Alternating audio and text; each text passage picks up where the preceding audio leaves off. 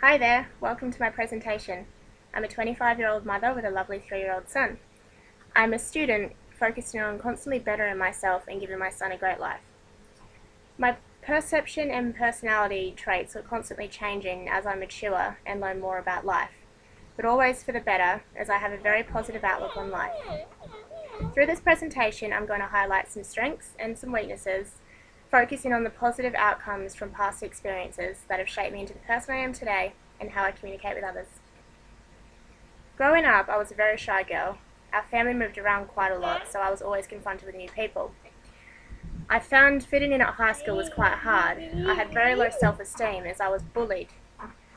This affected me and my confidence, and I started to actively try and avoid communicating and socially making friends.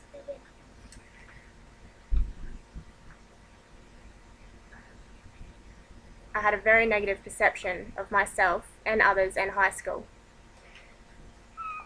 I was brought up by my mother, and she always encouraged me to make my own decisions. So it was easy for me to approach her and express my concerns in regards to how I was feeling about high school. Through my body language and obviously how she could see how upset I was, she thought it was a good idea and helped me to change schools. Upon changing schools, I still found it hard to accept the kindness of others. This was until I was buddied up with a student who was also transferred from another school due to bullying. We would offer each other feedback and give each other advice. Through accepting the feedback, I gained a more positive awareness of who I thought I was. And I figured that, I was being ignored because I had such a negative perception of people. And so I changed my perception to be more positive, and through this I gained a higher self-esteem and a lot more confidence within myself.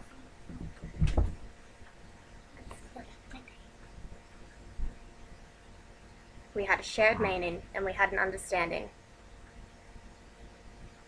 I built relationships and trust. At the age of 15, I was now quite a strong, mature young girl. I had enough confidence to go and get my first job. It was at a bakery. It was lots of fun and I made friends quickly. At work I was not afraid to speak up to me. Sit down, please. At work I was not afraid to speak up. I was confident and proud.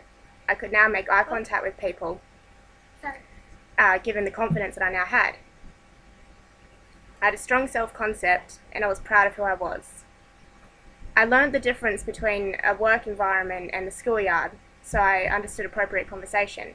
In doing that, I gained self-control. I became a better listener and a more active communicator.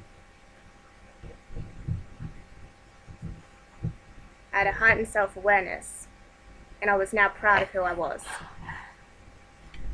Upon getting feedback on two others, a close friend and a work associate, it was revealed to me that they both had similar views on me as a communicator. Both made points that I was considerate. When questioned how so, they said in my listening that I was an empathetic listener. They mentioned that I was engaging and I was focused. Also that I was an inquisitive listener. Reflecting on my self-awareness, all comments were positive, definitely not expected. So this helped me to gauge a better understanding of how I thought others, thought I communicated. Again, this built my confidence even more. This was only 2 weeks ago, and from then to now, I've got more confidence because of the feedback that I accepted from my two associates. So I now understand that, I ask questions because I'd want to get to the bottom of things, and I want to avoid miscommunications and misunderstandings. It was said that I can handle criticism well. Now, this is something I didn't think I could, but reflecting on this, I suppose this is part of my consideration value. I accept and respect.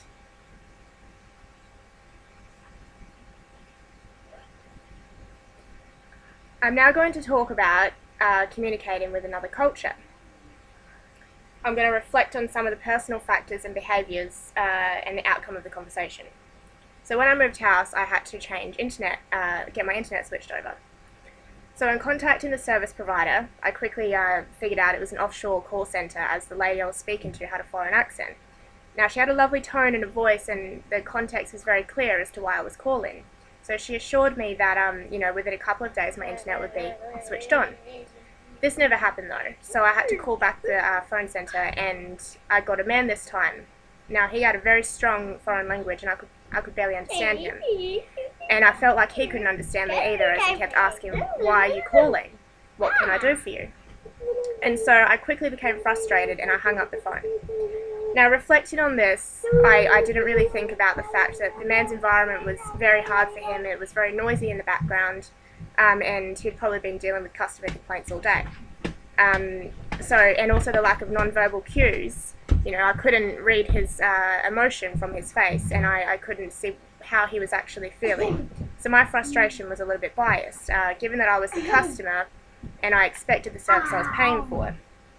Now, reflecting on that, I could have handled it differently, as my concept is strongly accept and respect, but faced with such barriers, such as this phone call, the language barrier, and the lack of non-verbal cues, and being able to read this man's face and how he was feeling, I became quite nasty and frustrated. I wouldn't appreciate being hung up on the phone too, so I feel bad now that that's how I handle the situation, given my self-concept is accept and respect. So in conclusion, I feel I'm always going to be evolving as a communicator and a person. I'm going to work on something such as taking the time to appreciate and understand other people's situations and how that affects how they communicate with me ultimately. So yeah, thank you, and sorry about the background noise, but this is my 3-year-old son, it's what you have to do. Thanks for listening, and yeah, have a great day. Who was that? Darling, wait, almost done.